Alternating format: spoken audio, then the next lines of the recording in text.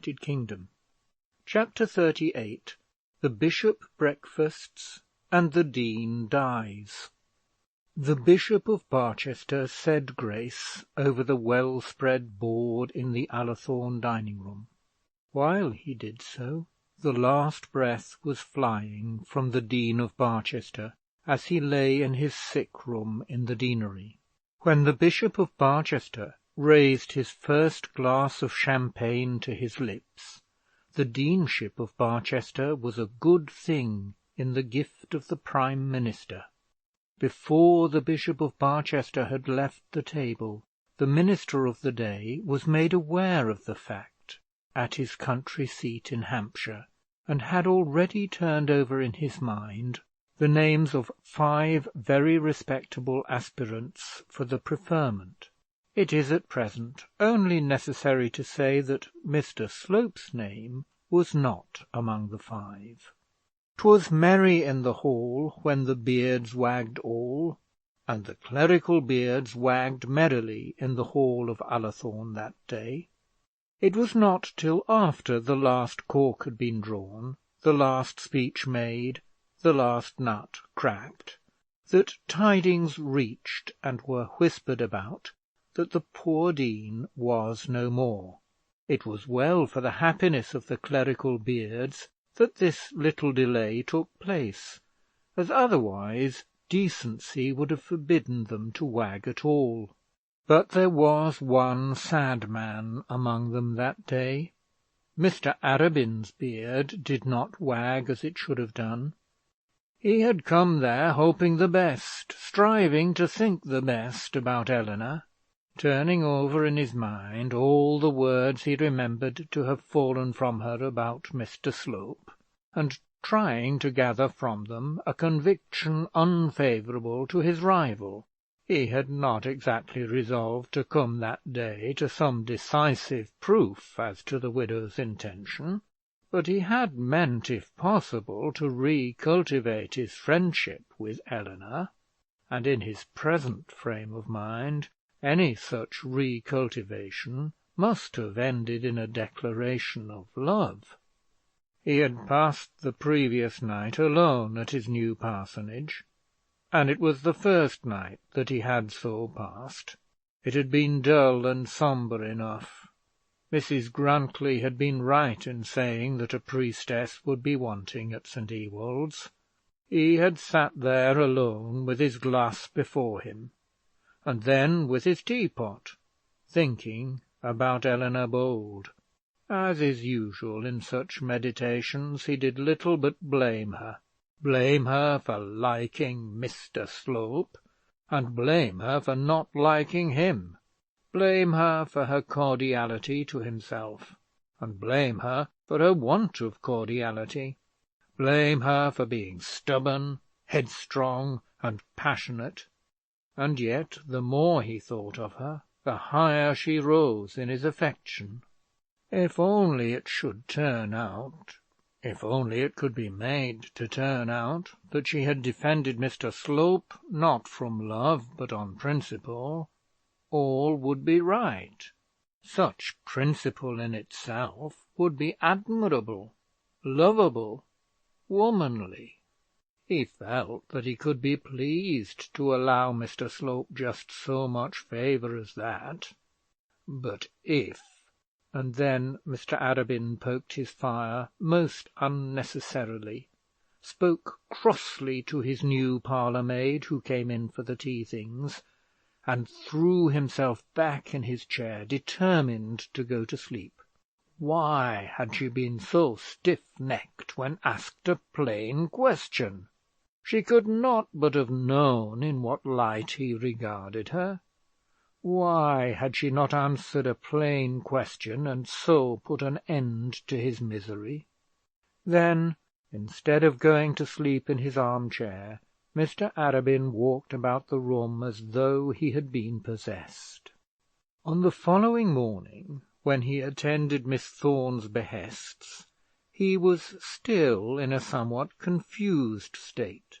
His first duty had been to converse with Mrs Clantantram, and that lady had found it impossible to elicit the slightest sympathy from him on the subject of her roquelaure.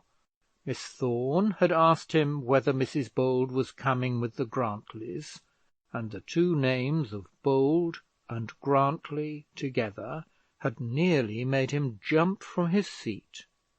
He was in this state of confused uncertainty, hope, and doubt, when he saw Mr Slope, with his most polished smile, handing Eleanor out of her carriage. He thought of nothing more. He never considered whether the carriage belonged to her or to Mr Slope, or to any one else to whom they might both be mutually obliged without any concert between themselves. This sight, in his present state of mind, was quite enough to upset him and his resolves. It was clear as noonday. Had he seen her handed into a carriage by Mr Slope at a church door with a white veil over her head, the truth could not be more manifest. He went into the house, and, as we have seen, soon found himself walking with Mr Harding. Shortly afterwards Eleanor came up, and then he had to leave his companion, and either go about alone or find another. While in this state he was encountered by the archdeacon.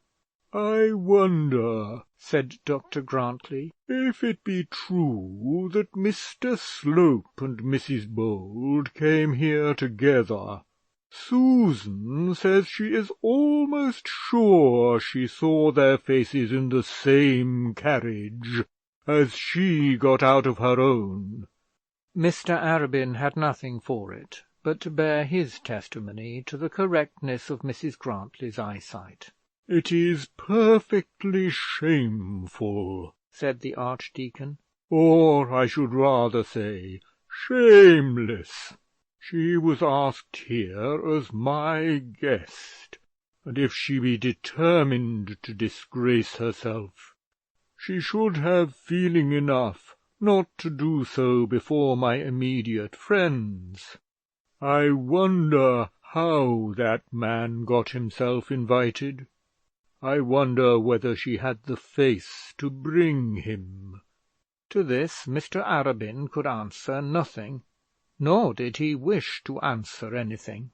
Though he abused Eleanor to himself, he did not choose to abuse her to any one else, nor was he well pleased to hear any one else speak ill of her.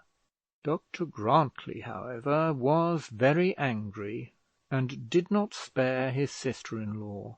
Mr Arabin therefore left him as soon as he could, and wandered back into the house. He had not been there long when the signora was brought in.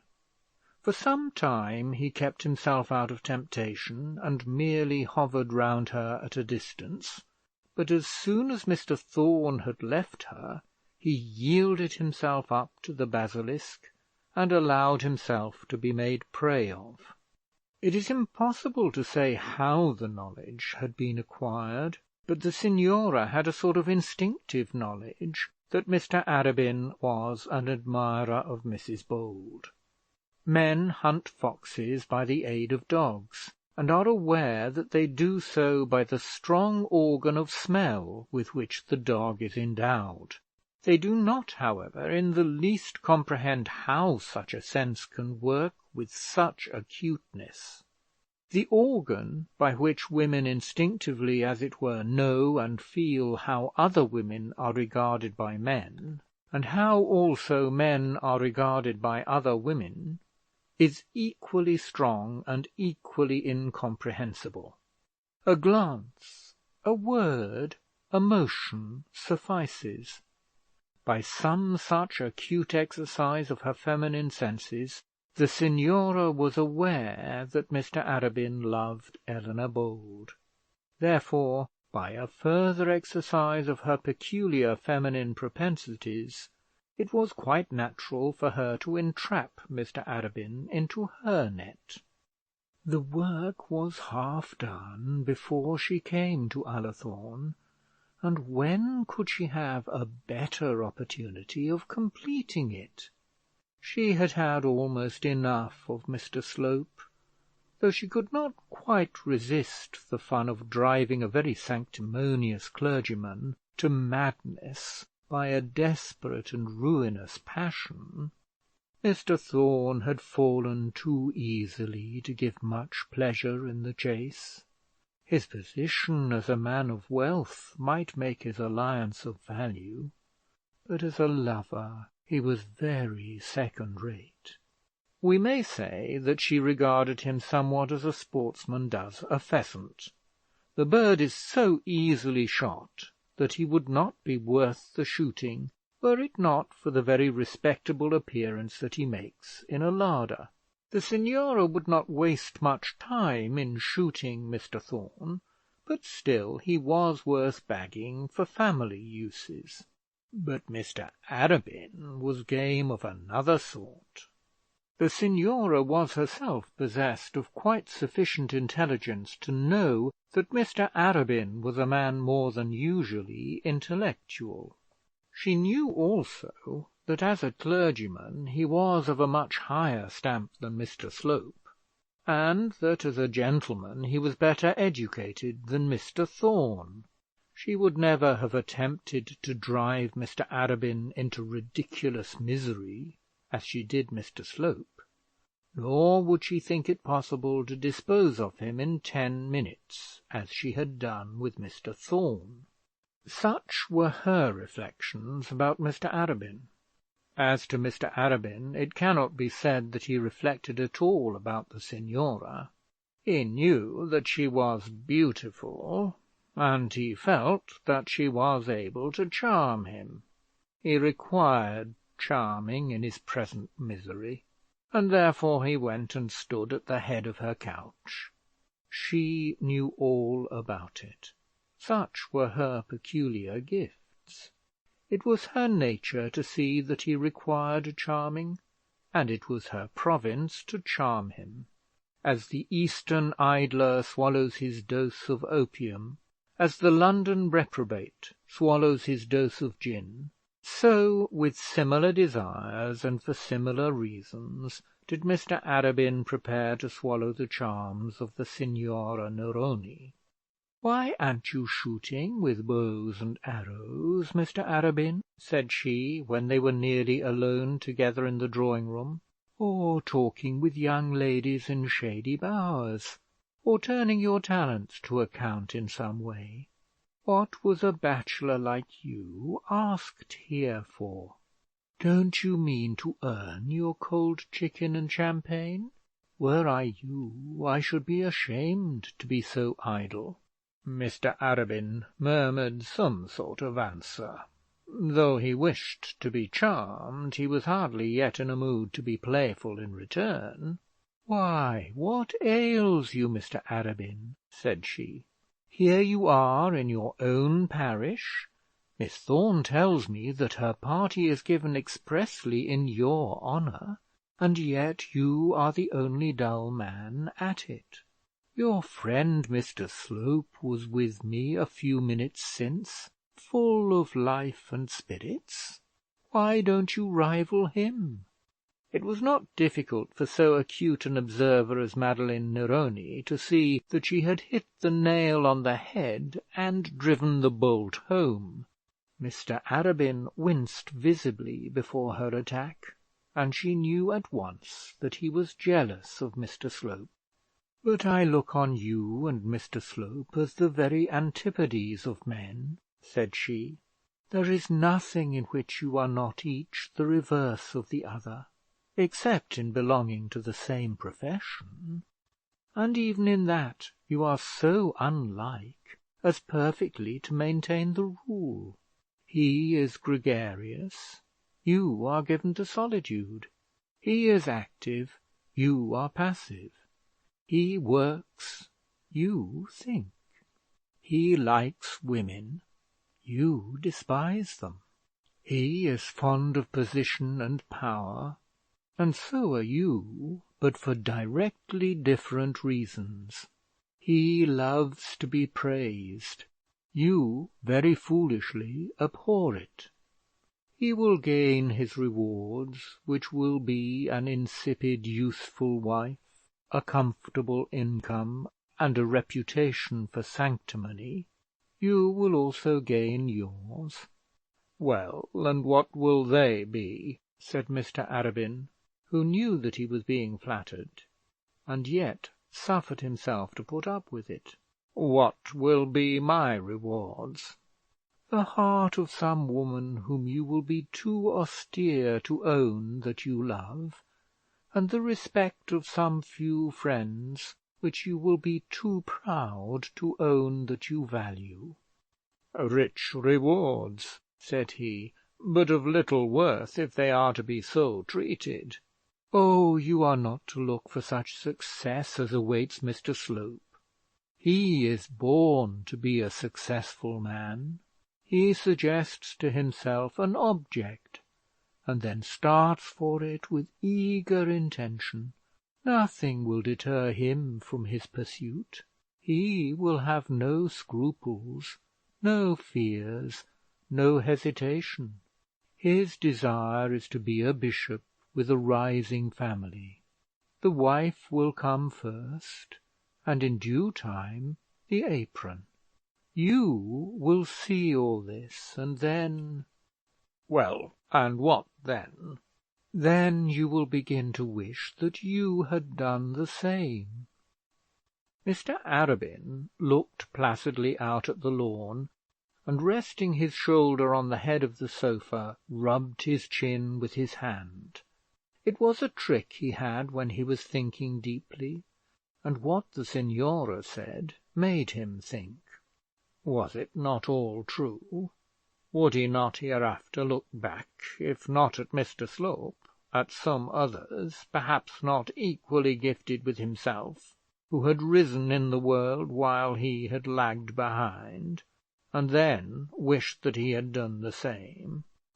"Is not such the doom of all speculative men of talent?" said she. "Do they not all sit, wrapped as you now are, cutting imaginary silken cords with their fine edges, while those not so highly tempered sever the everyday Gordian knots of the world's struggle, and win wealth and renown? Steel too highly polished, edges too sharp, do not do for this world's work, Mr. Arabin." Who was this woman that thus read the secrets of his heart, and re-uttered to him the unwelcome bodings of his own soul? He looked full into her face when she had done speaking, and said, "Am I one of those foolish blades, too sharp and too fine to do a useful day's work?" "Why do you let the Slopes of the world outdistance you?" said she. "Is not the blood in your veins as warm as his? Does not your pulse beat as fast? Has not God made you a man, and intended you to do a man's work here? Ay, and to take a man's wages also." Mr. Arabin sat ruminating, rubbing his face, and wondering why these things were said to him, but he replied nothing. The Signora went on: "The greatest mistake any man ever made is to suppose that the good things of the world are not worth the winning, and it is a mistake so opposed to the religion which you preach. Why does God permit his bishops, one after another, to have their 5,000s and 10,000s a year, if such wealth be bad and not worth having? Why are beautiful things given to us, and luxuries and pleasant enjoyments, if they be not intended to be used? They must be meant for some one, and what is good for a layman surely cannot be bad for a clerk. You try to despise these good things, but you only try. You don't succeed." "Don't I?" said Mr. Arabin, still musing, not knowing what he said. "I ask you the question, Do you succeed?" Mr. Arabin looked at her piteously. It seemed to him as though he were being interrogated by some inner spirit of his own, to whom he could not refuse an answer, and to whom he did not dare to give a false reply. "Come, Mr. Arabin, confess. Do you succeed? Is money so contemptible? Is worldly power so worthless?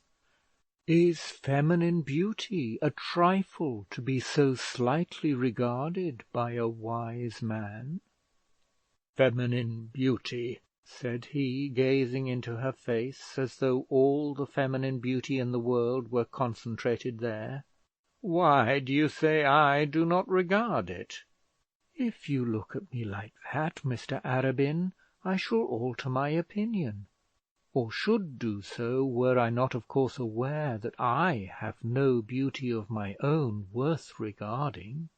The gentleman blushed crimson, but the lady did not blush at all.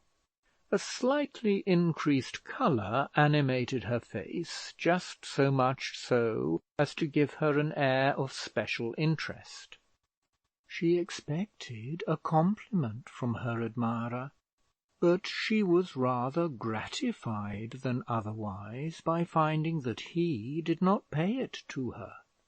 Messrs. Slope and Thorne, Messrs. Brown, Jones, and Robinson, they all paid her compliments. She was rather in hopes that she would ultimately succeed in inducing Mr. Arabin to abuse her. "But your gaze," said she, "is one of wonder, not of admiration.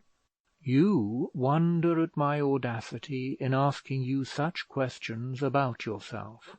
"Well, I do, rather," said he.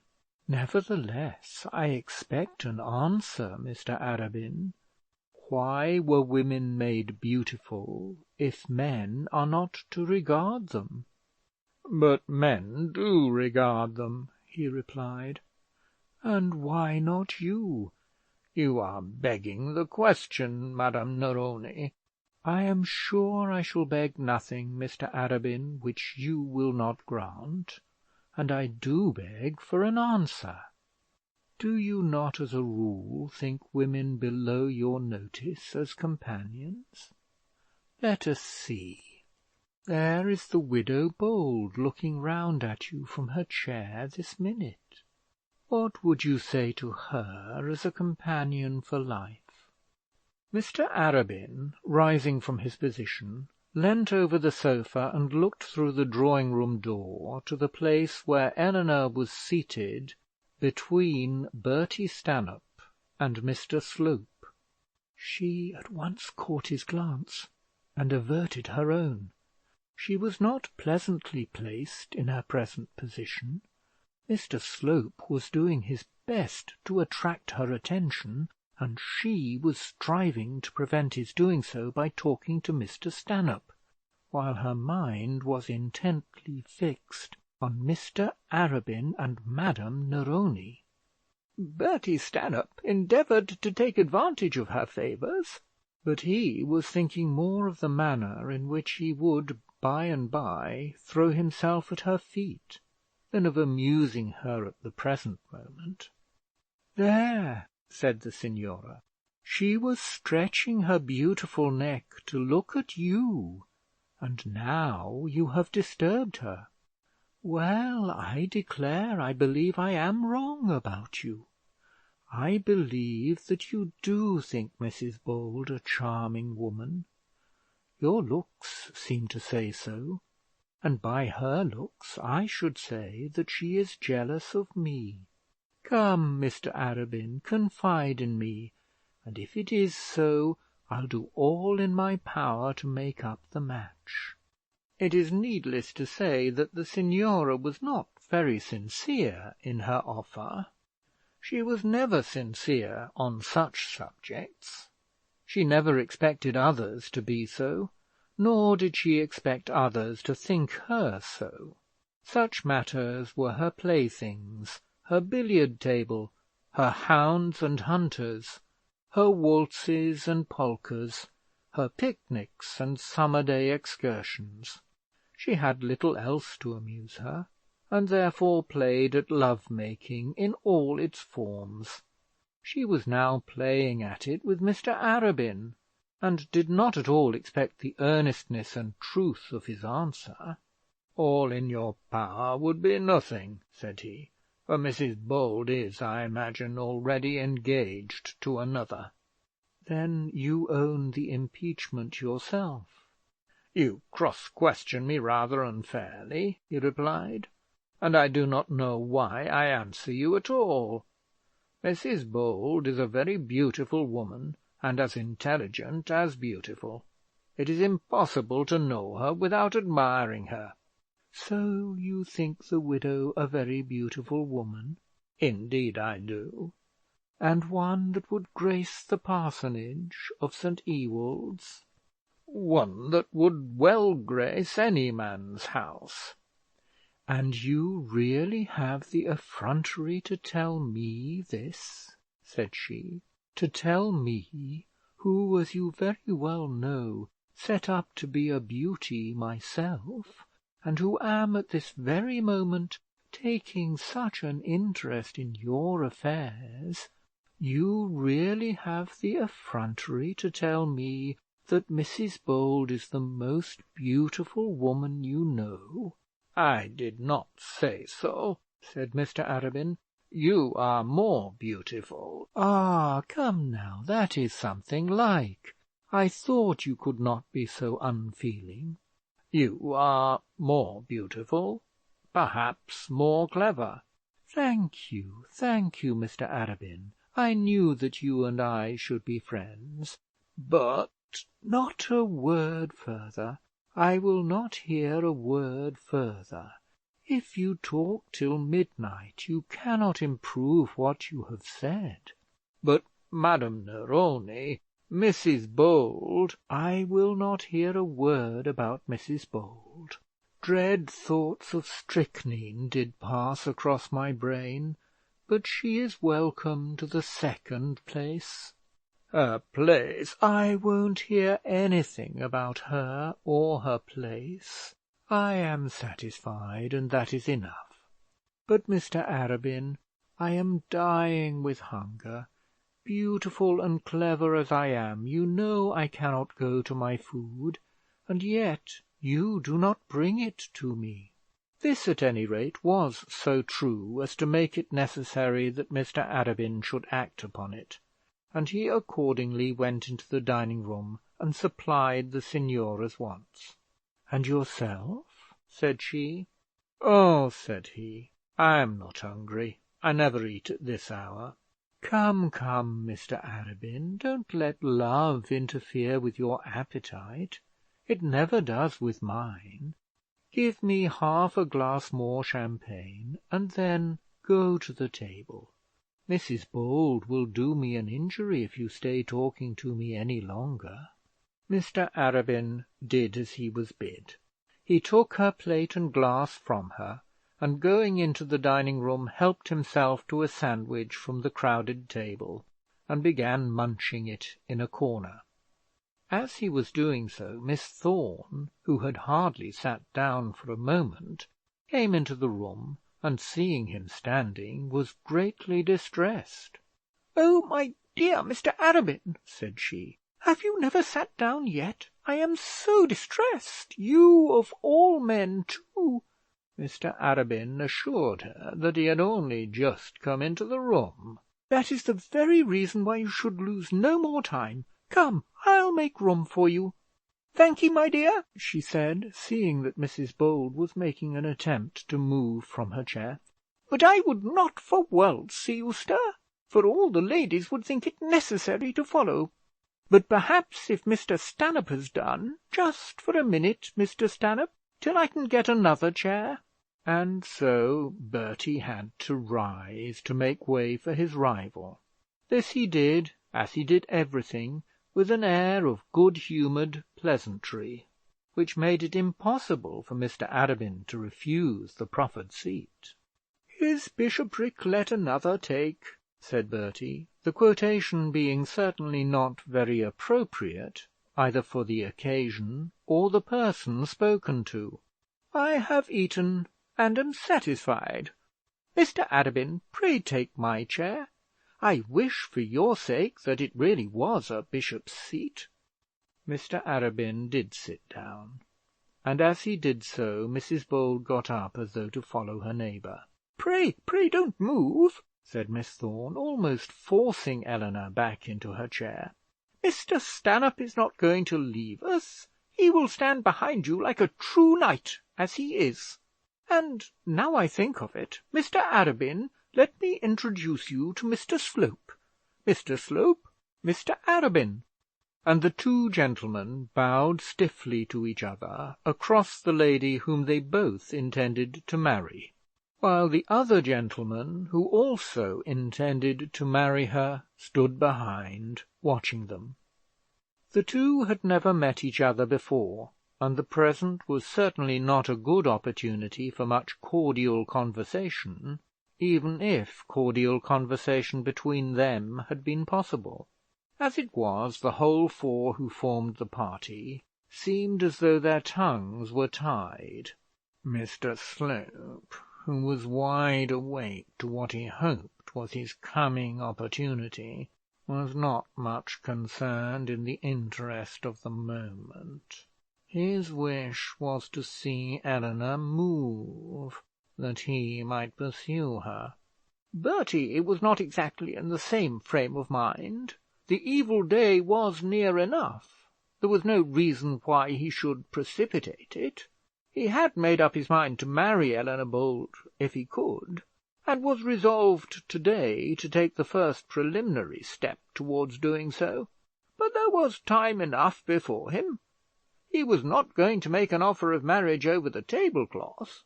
Having thus good-naturedly made way for Mr. Arabin, he was willing also to let him talk to the future Mrs. Stanhope, as long as they remained in their present position. Mr. Arabin, having bowed to Mr. Slope, began eating his food without saying a word further. He was full of thought, and though he ate, he did so unconsciously. But poor Eleanor was the most to be pitied. The only friend on whom she thought she could rely was Bertie Stanhope, and he, it seemed, was determined to desert her. Mr. Arabin did not attempt to address her. She said a few words in reply to some remarks from Mr. Slope, and then, feeling the situation too much for her, started from her chair in spite of Miss Thorne, and hurried from the room. Mr. Slope followed her, and young Stanhope lost the occasion. Madeline Neroni, when she was left alone, could not help pondering much on the singular interview she had had with this singular man. Not a word that she had spoken to him had been intended by her to be received as true, and yet he had answered her in the very spirit of truth. He had done so, and she had been aware that he had so done. She had wormed from him his secret, and he, debarred as it would seem from man's usual privilege of lying, had innocently laid bare his whole soul to her. He loved Eleanor Bold, but Eleanor was not in his eye so beautiful as herself. He would fain have Eleanor for his wife, but yet he had acknowledged that she was the less gifted of the two.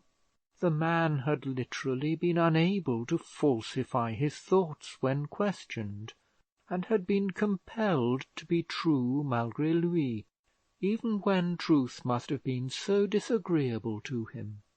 This teacher of men, this Oxford pundit, this double-distilled quintessence of university perfection, this writer of religious treatises, this speaker of ecclesiastical speeches, had been like a little child in her hands.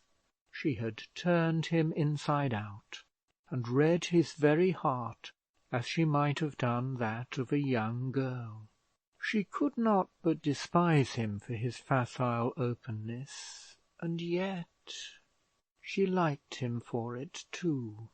It was a novelty to her, a new trait in a man's character. She felt also that she could never so completely make a fool of him as she did of the Slopes and Thorns.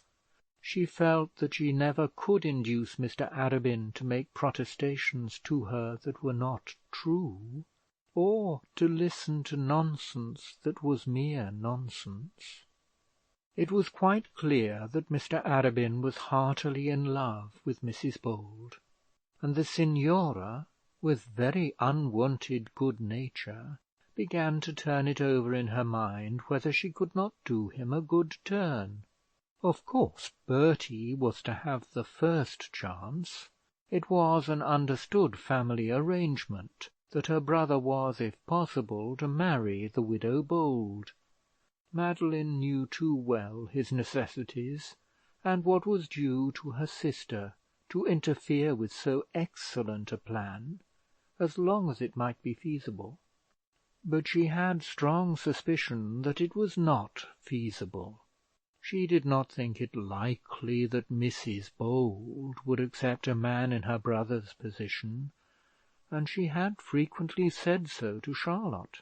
She was inclined to believe that Mr Slope had more chance of success, and with her it would be a labour of love to rob Mr Slope of his wife.